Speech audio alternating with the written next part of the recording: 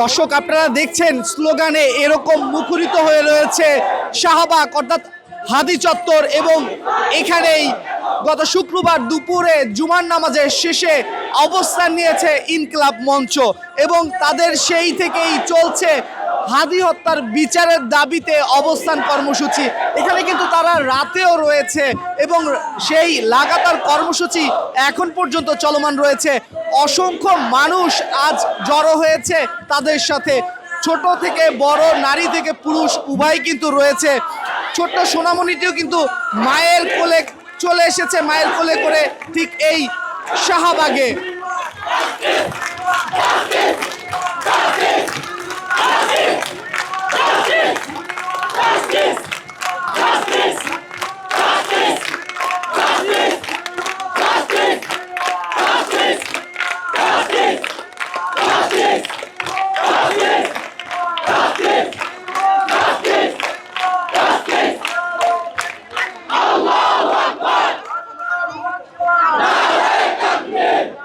দর্শক আপনারা শুনছিলেন যে তাদের যে স্লোগান, এই স্লোগানে মুখরিত কিন্তু ইতিমধ্যে এই হাদি চত্বর অর্থাৎ শাহবাগ এবং এই শাহবাগে ছোট থেকে বড় সকলেই কিন্তু এসেছে শুধুমাত্র হাদি হত্যার বিচারের দাবিতে এবং তারা বলছে যতক্ষণ পর্যন্ত হাদি হত্যার বিচার না পাবে তারা এই শাহবাগ ছেড়ে যাবে না, এমনটাই কিন্তু তারা আমাদেরকে জানিয়েছে।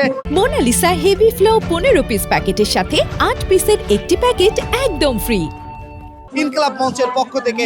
এবং আপনারা দেখতে পাচ্ছেন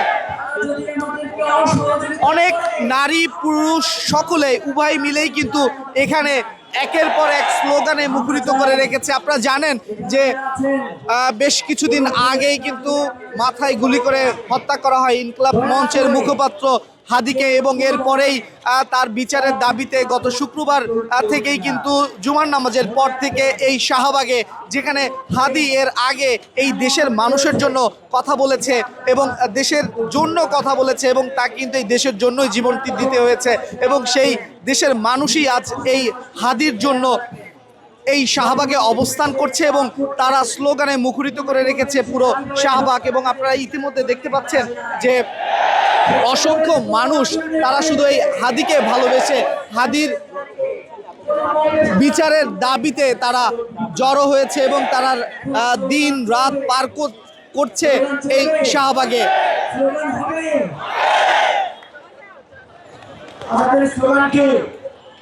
এবং দেখতে পাচ্ছেন ছোট্ট শিশুটি, সেও মায়ের কোলে করে চলে এসেছে এই শাহবাগের অর্থাৎ হাদি চত্বরে।